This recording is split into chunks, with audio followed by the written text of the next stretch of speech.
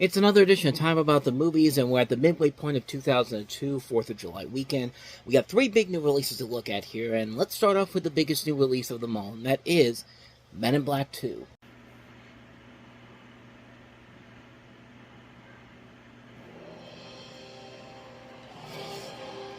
In the summer of 2002, when the out-of-this world gets out of control, don't bother calling the CIA. Forget the FBI, because there's only one government agency we can turn to. This package is in clear violation of Section 3.1 of the United States Postal Code. Next.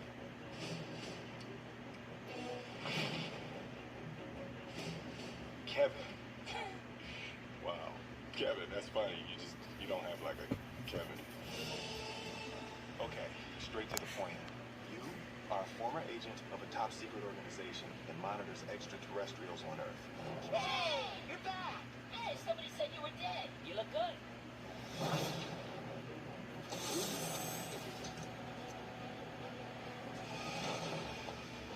The deneuralizer. In a few moments, transverse magneto energy will surge through your brain, unlocking information that could hold the key to Earth's very survival. Oh, okay. What's that thing? The deneuralizer. This summer, they're back in black.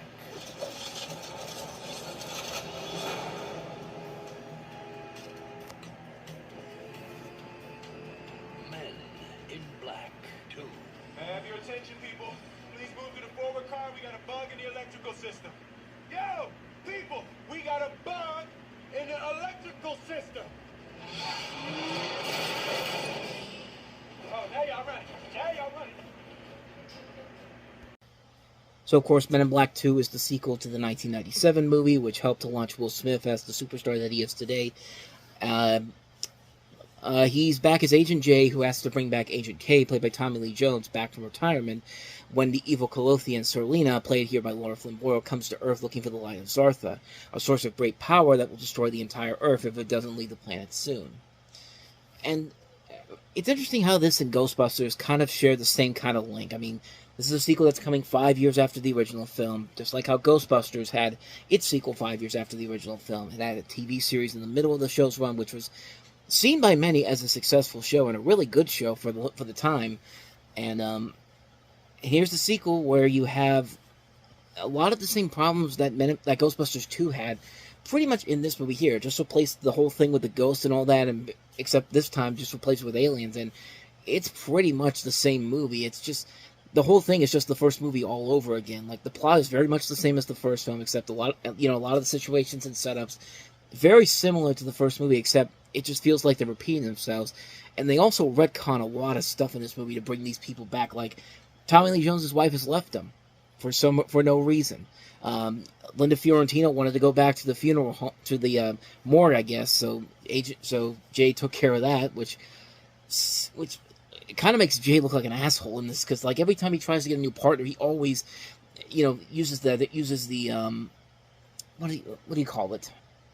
The memory wiper, and basically just uses it to take these partners that he's had out of commission. I mean, like, they had Patrick Warburton in the beginning of the movie, which Patrick Warburton is an amazing comedic actor, and you think there's going to be a lot of possibilities with him. He's just gone after the first 5 minutes. Just like, way to waste that actor. I mean, this is like, there are so many elements of this movie that just don't make a whole lot of sense. And basically, like I said, it retcons everything from the first movie and kind of regresses everybody down to where they kind of were in the last film, which is a problem with a lot of sequels that basically repeat themselves. They get dumber as the sequels keep going. It's just like especially in this case here, where just like nobody really progresses in this movie compared to the end of the last movie. I mean, the last movie ended on a good note, and like, you could have continued all those aspects that were set up in the first movie. Like, you could have brought back Linda Fiorentino. You could have had more with Patrick Warburton in there. You could have even had a good villain too, because let me tell you something. This is one of the worst and lamest villains you'll ever see. I'm sorry. Laura Flynn Boyle, like, God help her, she's a great actress and all, but she's terrible in the movie. Like, she spends most of the movie in scantily clad lingerie, to reclaim the Light of Zartha and conquer the galaxy. And you know what? it's funny because Johnny Knoxville is a more memorable villain, and he was the sidekick. He didn't really do anything that evil, but he was just there to be the comic relief. But he still did more memorable things in this movie than Serlina did. She was just a bland villain with no real motivation and just wants to conquer the galaxy. You know, just like the Bug in the first movie, except the Bug in the first movie was a cool look, and like.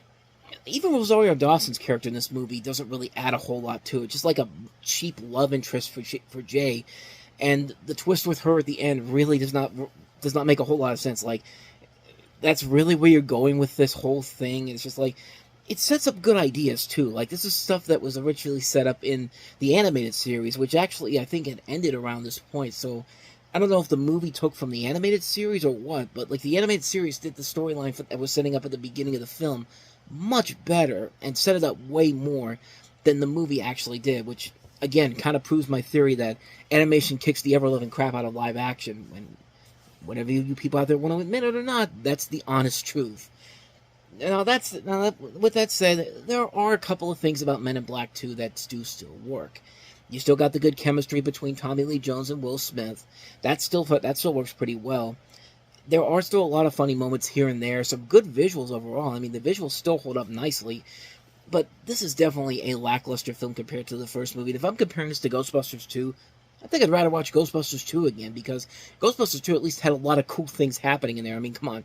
Like, the Statue of Liberty coming to life and actually being a thing that helps them save the day at the end. Like, yeah, it's basically Stay Puft from the first movie. But you know what?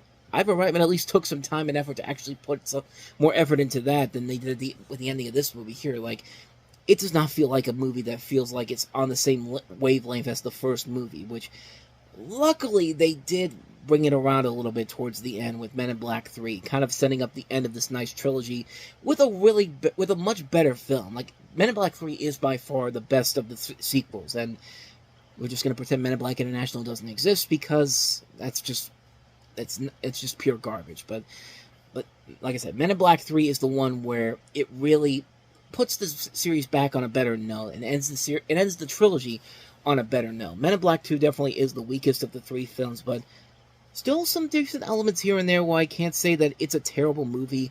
Stuff that I would say that it's just okay for what it is, but it really is a huge, major misfire compared to the first film. A lot of the same problems with Ghostbusters 2, and like I said, I'd rather watch Ghostbusters 2 again than Men in Black 2, but this, I mean, it's not the worst, but it certainly pales in comparison to the first movie easily. So yeah, take that for what you will. So with that said, let's move on to the next movie, and that is Little Bow Wow in Like Mike. Cool night, dude. Folks know you're out here? Oh, On July 3rd, hey, Punk. there's magic in the air. And Calvin Cambridge Michael Jordan? Hey, Champion. is going to learn how to fly. Do that. 4.5 feet tall. I got dogs bigger than that in my house. Like Mike. You got some game.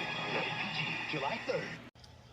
Alright, so Like Mike is kind of similar to Space Jam, except it's coming towards the tail of Michael Jordan's career. I mean, he had retired from the Chicago Bulls only 3 years prior to this, but he actually came back to play with the Washington Wizards just the year before, and this was kind of right in the middle of that.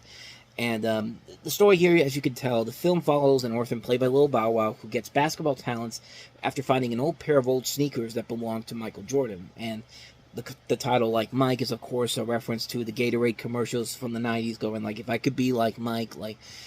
But I do find it funny that the NBA teams in this movie, they're all legitimate NBA teams except the Los Angeles Clippers are called the Los Angeles Knights.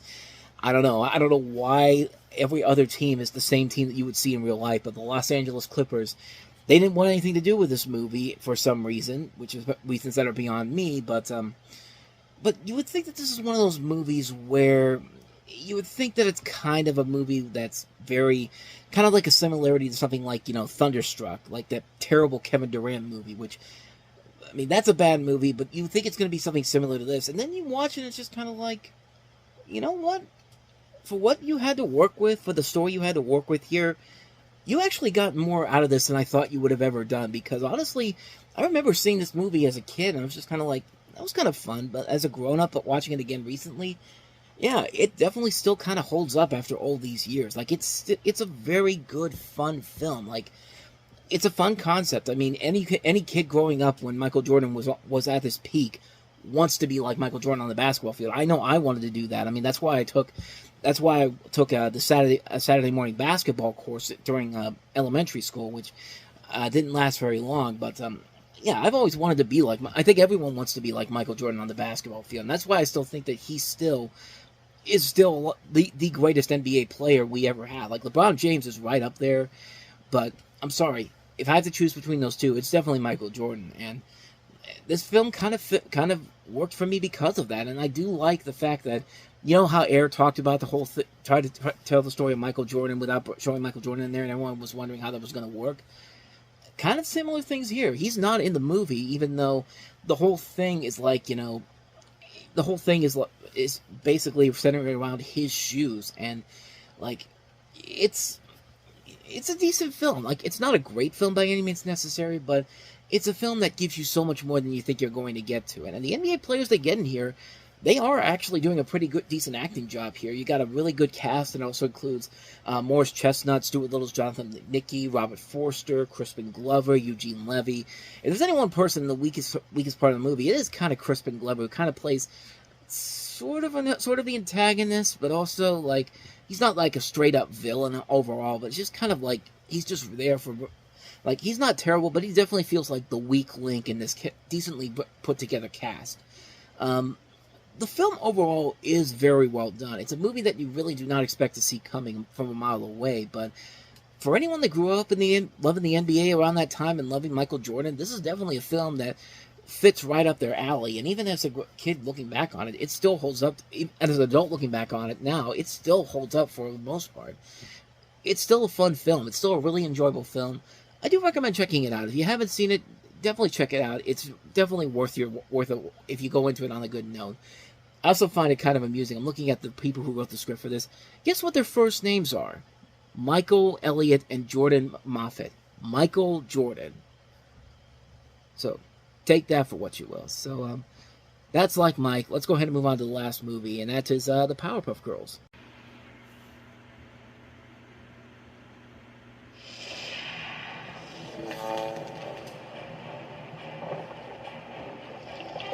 It's not important where it happened. It's not important when it happened. It's not even important how it happened. What is important is it happened.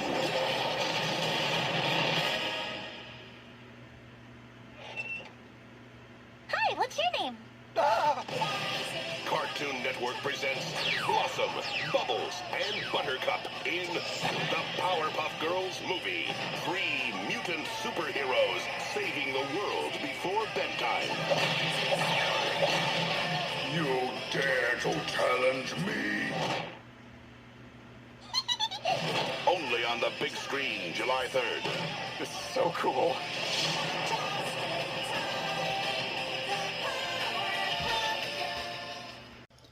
And that's why the movie didn't make any money, because you slammed it in the middle of the summer with Men in Black 2, Lilo and Stitch, Scooby-Doo, Minority Report, Stuart Little 2 was on the horizon, so yeah.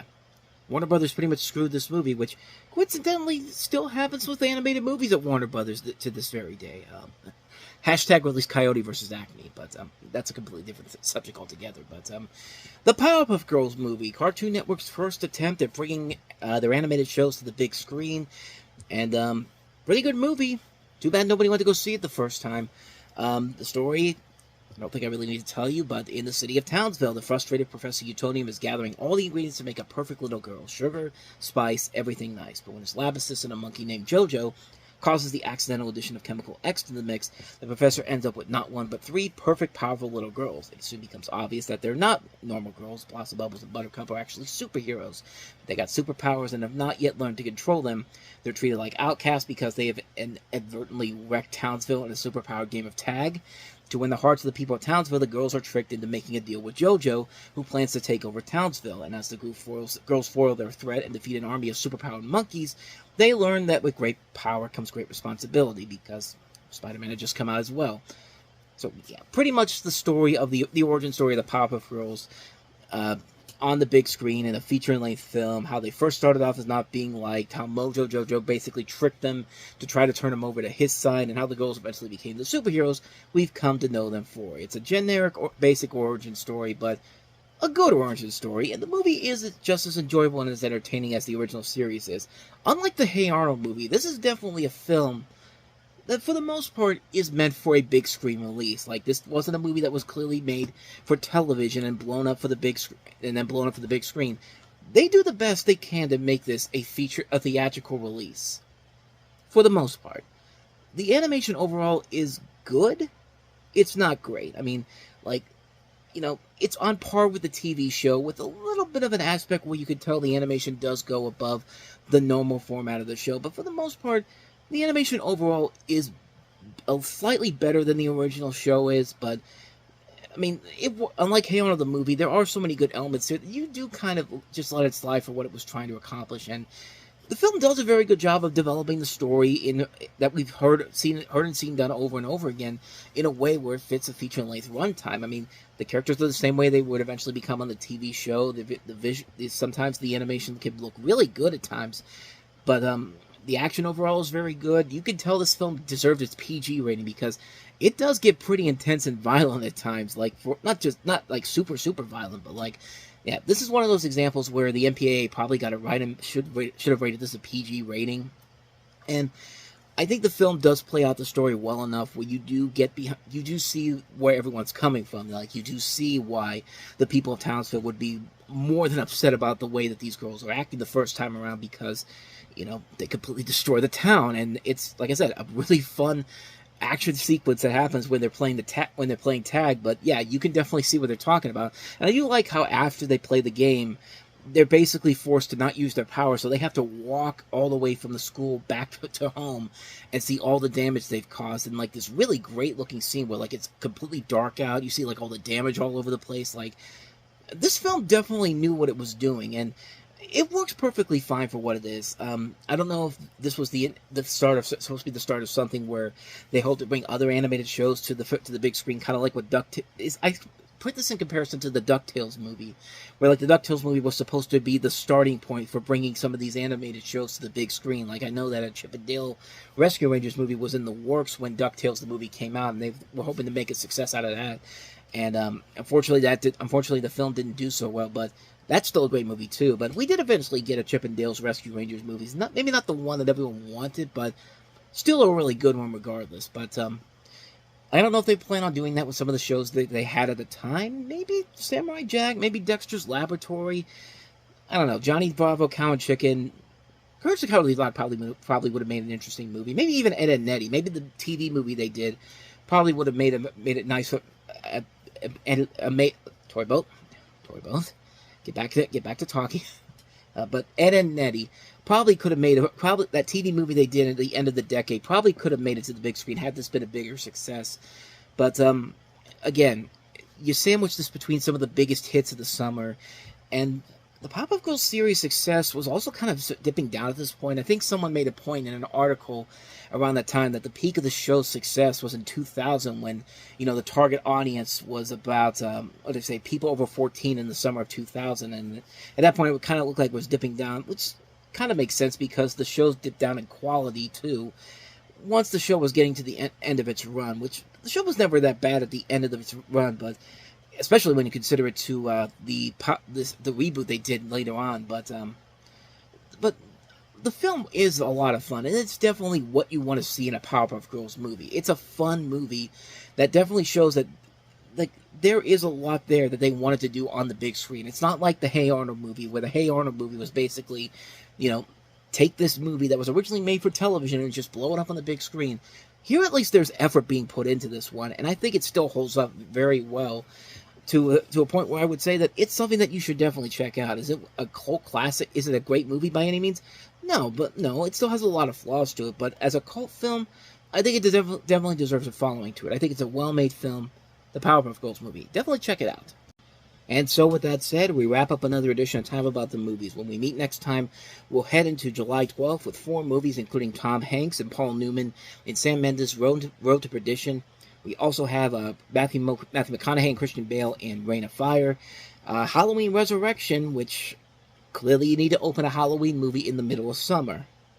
You can pretty much tell how that went. But we also have, finally, the Crocodile Hunter, who makes it to the big screen, not in a documentary, but a feature-length film, the Crocodile Hunter Collision Course, and be prepared to be surprised on that one. I mean, it looks like something that you might know where it's going, but prepare to be surprised. But we'll talk about those 4 movies on the next episode.